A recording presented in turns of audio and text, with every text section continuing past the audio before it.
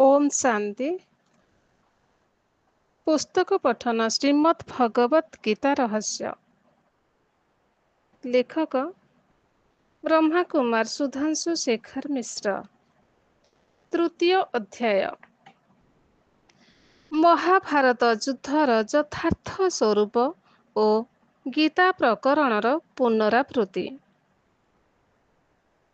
श्रीमद् भगवत guitar यथार्थ स्वरूप आलोचना प्रसंगरे ए विषय सम्यक आलोकपात करा जायथिला जे संप्रति उपलब्ध महाभारत ग्रंथ तार मौलिकता हराई सारिछि। तेणु महाभारत वर्णित कौरव पांडव मानक मध्यरे अनुष्ठित कुरुक्षेत्र युद्धर ऐतिहासिकता उपरे प्रश्न उठिबा स्वाभाविक। महाभारत युद्धर ऐतिहासिकता संबंधरे विभिन्न विद्वान मानक मध्यरे मतभेद देखा जाए। महाभारत ग्रंथर विषय वस्तु पाठ कले एवं एहार रचना शैली को अनुशीलन कले आमे जानि परिबा जे एहा एक महाकाव्य ऐतिहासिक ग्रंथ नुहे। एही ग्रंथर सूक्ष्म अनुशीलन कले मनरे केतेक प्रश्न उत्पन्न हुए। कुरुक्षेत्र पड़ियार सीमित क्षेत्रफल मध्यरे कण 18 अहुक्षणी विशिष्ट विशाल सेनाबाहिनीर समागम संभव थिला? प्रकृतरे जदि एपरि एक युद्ध होइथिला तेबे ताहा केबे ओ किपरि होइथिला? एक राज परिवार मध्यरे उपजिथिबा कलहरु ଯେଉଁ ରକ୍ତ ରଞ୍ଜିତ ମହାବିନାଶକାରୀ ଭୟଙ୍କର ହିଂସ୍ରକ ଯୁଦ୍ଧର ସୂତ୍ରପାତ ହୋଇଥିଲା, ଏଥିରେ କ'ଣ ଭଗବାନ ପ୍ରକୃତରେ ଅର୍ଜୁନଙ୍କର ସାରଥୀ ରୂପରେ ଅଂଶଗ୍ରହଣ କରିଥିଲେ? ଅର୍ଜୁନଙ୍କୁ ଯୁଦ୍ଧ ପାଇଁ ପ୍ରେରିତ କରିବା ହିଁ କ'ଣ ଗୀତା ଜ୍ଞାନର ଉଦ୍ଦେଶ୍ୟ ଥିଲା? ଏହିପରି ଅନେକ ପ୍ରଶ୍ନ ଉପରେ ଆଲୋଚନା କରି ମହାଭାରତ ଯୁଦ୍ଧର ଯଥାର୍ଥ ସ୍ୱରୂପ ଉନ୍ମୋଚିତ କରିବା ହେଉଛି ଏ ଲେଖାର ଉଦ୍ଦେଶ୍ୟ। ମହାଭାରତ ଯୁଦ୍ଧର ସମୟ ଓ ଐତିହାସିକତା ବିଷୟରେ ବିଭିନ୍ନ ବିଦ୍ୱାନ ମାନଙ୍କ ମଧ୍ୟରେ ମତଭେଦ ଦେଖାଯାଏ। ଭାରତୀୟ ବିଦ୍ୱାନ ମାନଙ୍କ ମଧ୍ୟରେ ଆର୍ଯ୍ୟଭଟ୍ଟ ଏହାର ସମୟ ଖ୍ରୀଷ୍ଟପୂର୍ବ 3102, ବରାହମିହିର ଖ୍ରୀଷ୍ଟପୂର୍ବ 2449, ଏସ୍.ଏନ୍. ପ୍ରଧାନ ଖ୍ରୀଷ୍ଟପୂର୍ବ 1152, ଏନ୍.ସି. ରାୟଚୌଧୁରୀ ଖ୍ରୀଷ୍ଟପୂର୍ବ 800, କେ.ସି. ଜୟସୱାଲ ଖ୍ରୀଷ୍ଟପୂର୍ବ 1400 ବୋଲି ବିଶ୍ୱାସ କରନ୍ତି। ପାଶ୍ଚାତ୍ୟ ଇତିହାସକାରଙ୍କ ମଧ୍ୟରେ ଏସ୍.ଏସ୍. ଆଲଟେକାର ଏହାକୁ ଖ୍ରୀଷ୍ଟପୂର୍ବ 1400, ଏଫି ପାଜିଟାର ଖ୍ରୀଷ୍ଟପୂର୍ବ 590 ବର୍ଷ ବୋଲି ଏହାର କାଳ ନିର୍ଣ୍ଣୟ କରିଛନ୍ତି। କେତେକ ବିଦ୍ୱାନ ଯଥା କେ ଦହାଲମାନ, ଏ ଲୁଡବିଗ, ଏନ୍.ପି. ଠେଡାନି, ଲକ୍ଷ୍ମୀଧର ଶାସ୍ତ୍ରୀ ମହାଭାରତ ଯୁଦ୍ଧକୁ ଐତିହାସିକ ଘଟଣା ନ କହି ଏହାକୁ ରୂପକ ଅଳଙ୍କାରରେ ଲିଖିତ ଏକ କାବ୍ୟିକ କଳାକୃତି ବୋଲି ବିଶ୍ୱାସ କରନ୍ତି। ଅନ୍ୟ କେତେକଙ୍କ ମତରେ ଏହା କେବଳ ପାରିବାରିକ କଳହ ମାତ୍ର ଥିଲା। ପରେ ଏହାକୁ ଅତିରଞ୍ଜିତ କରି ମହାସମର ରୂପରେ ଚିତ୍ରିତ କରାଯାଇଛି।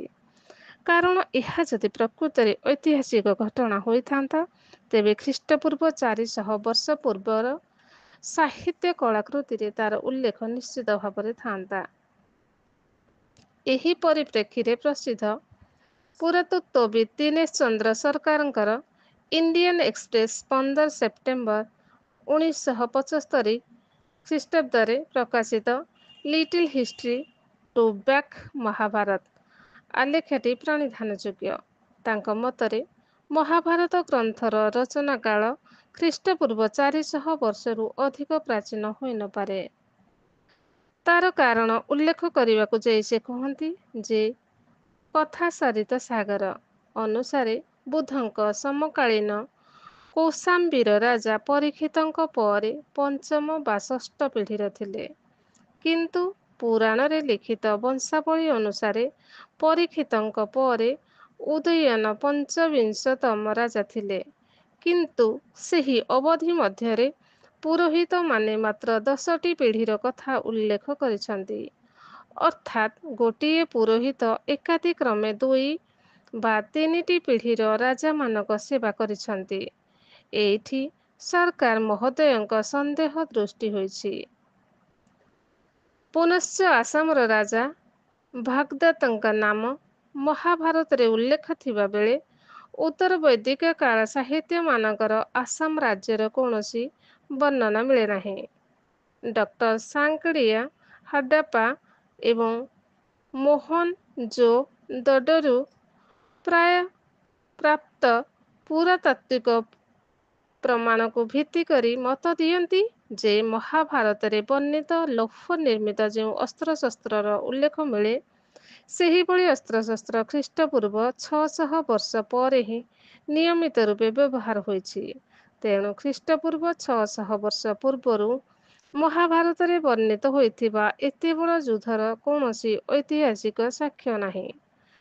ପୁନଶ୍ଚ ବିଭିନ୍ନ ବିଦ୍ୱାନ ଖ୍ରୀଷ୍ଟପୂର୍ବ 3100ରୁ 900 ବର୍ଷ ମଧ୍ୟରେ ମହାଭାରତର ଯେଉଁ କାଳ ନିର୍ଣ୍ଣୟ କରିଛନ୍ତି, ସେହି କାଳାବଧି ମଧ୍ୟରେ ପଞ୍ଜାବ, ହରିୟାଣା, ଉତ୍ତରପ୍ରଦେଶ ଆଦି ସ୍ଥାନରେ ମହାଭାରତ ଗ୍ରନ୍ଥରେ ବର୍ଣ୍ଣିତ ବଡ଼ ବଡ଼ ରାଜ୍ୟ ବା ଜନପଦ ଗୁଡ଼ିକର ଅସ୍ତିତ୍ୱ ହିଁ ନଥିଲା। ଏ କଥା ସିନ୍ଧୁ ଘାଟିର ପୁରାତାତ୍ତ୍ୱିକ ଉତ୍ଖନନରୁ ଜଣାପଡ଼େ। ତେଣୁ ଏହି ଆଧାରରେ ଡକ୍ଟର ସାଙ୍କଡ଼ିଆ ମହାଭାରତ ଗ୍ରନ୍ଥ ରଚନାର ସମୟ 400ରୁ 500 ଖ୍ରୀଷ୍ଟାବ୍ଦ ବୋଲି ନିଶ୍ଚିତ କରିଛନ୍ତି। କେତେକ ବିଦ୍ୱାନ ମହାଭାରତ ଯୁଦ୍ଧର ଐତିହାସିକତା ସପକ୍ଷରେ ମଧ୍ୟ ବିଭିନ୍ନ ଯୁକ୍ତି ଉପସ୍ଥାପିତ କରନ୍ତି। ପ୍ରଜାପିତା ବ୍ରହ୍ମକୁମାରୀ ଈଶ୍ୱରୀୟ ବିଶ୍ୱବିଦ୍ୟାଳୟର ମୁଖ୍ୟ ପ୍ରବକ୍ତା ସ୍ୱର୍ଗତ ଜଗଦୀଶ ଚନ୍ଦ୍ର ହାସିଜା ତାଙ୍କ ଗବେଷଣାତ୍ମକ ନିବନ୍ଧ ମହାଭାରତ और गीता का सच्चा स्वरूप और सार ପୁସ୍ତକରେ ବିଭିନ୍ନ ଇତିହାସକାରଙ୍କର ବିଚାର ଉପସ୍ଥାପନ ପୂର୍ବକ ଏହା ଉପରେ ବିସ୍ତୃତ ବର୍ଣ୍ଣନା କରିଛନ୍ତି। ସେ ତାଙ୍କର ମନ୍ତବ୍ୟରେ କୁହନ୍ତି, ବାସ୍ତବରେ ବହୁତ ବଡ଼ ଯୁଦ୍ଧ ହୋଇଥିଲା, କିନ୍ତୁ ସେହି ସମୟରେ ନୁହେଁ ଯେଉଁ ସମୟରେ ମହାଭାରତ ଗ୍ରନ୍ଥ ରଚିତ ହୋଇଥିଲା। ମହାଭାରତ ଯୁଦ୍ଧ ପ୍ରାୟ ଖ୍ରୀଷ୍ଟପୂର୍ବ 3100 ବର୍ଷରେ ହୋଇଥିଲା, ଯେତେବେଳେ ସଭ୍ୟତା ଏବଂ ସଂସ୍କୃତି ଅତି ବିକଶିତ ଅବସ୍ଥାରେ ଥିଲା। ପରନ୍ତୁ ମହାଭାରତ ଗ୍ରନ୍ଥ ରଚିତ ହେଲା ସେହି ଯୁଦ୍ଧ ଦ୍ୱାରା ହୋଇଥିବା ମହାବିନାଶର 2500 ବର୍ଷ ପଶ୍ଚାତ୍ ଅର୍ଥାତ୍ ଖ୍ରୀଷ୍ଟପୂର୍ବ 500 ବର୍ଷ ବେଳକୁ। ଗ୍ରନ୍ଥ ରଚନା ସମୟରେ ଏତେ ଭୟଙ୍କର ଅସ୍ତ୍ରଶସ୍ତ୍ର ନଥିଲା, ଯାହାକି ମହାଭାରତ ଯୁଦ୍ଧରେ ବସ୍ତୁତଃ ବ୍ୟବହୃତ ହୋଇଥିଲା, ଏବଂ ଏତେ ବିଶାଳ ସେନାଙ୍କୁ ନିୟନ୍ତ୍ରିତ କରିବାର ସାଧନ ମଧ୍ୟ ନଥିଲା।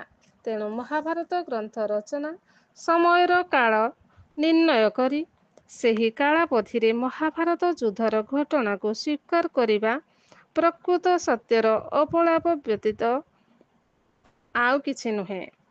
ଅନ୍ୟପକ୍ଷରେ ଦ୍ୱିତୀୟ ବିଶ୍ୱଯୁଦ୍ଧଠାରୁ ମଧ୍ୟ ଆହୁରି ଭୟଙ୍କର ଓ ବିନାଶକାରୀ ମହାସମର ଆଦୌ ହୋଇନାହିଁ ବୋଲି କହିବା ଅଯଥାର୍ଥ ହେବ। ଏପରି ଯୁଦ୍ଧ ଯଦି ହୋଇ ନଥାନ୍ତା, ପରମ୍ପରା କ୍ରମେ ଲୋକଶ୍ରୁତିରେ ଉଜ୍ଜୀବିତ ରହି ଏହା ଉପରେ କାବ୍ୟ ରଚନା କରାଗଲା କିପରି? ତେଣୁ ଯୁଦ୍ଧ ତ ନିଶ୍ଚିତ ହୋଇଥିଲା। ତେବେ ମହାଭାରତରେ ବର୍ଣ୍ଣିତ କୁରୁକ୍ଷେତ୍ର ରଣାଙ୍ଗନରେ କୌଣସି ପାଣ୍ଡବମାନଙ୍କ ମଧ୍ୟରେ ନୁହେଁ।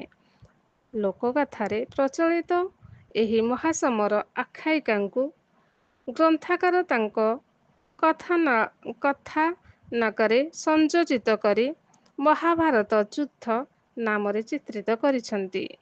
ମହାଭାରତର କେତେକ ତଥ୍ୟ ଉପରେ ସୂକ୍ଷ୍ମ ଅନୁଶୀଳନ କଲେ ଏ କଥା ବୁଝିହେବ। କ୍ରମଶଃ ଓମ୍ ଶାନ୍ତି।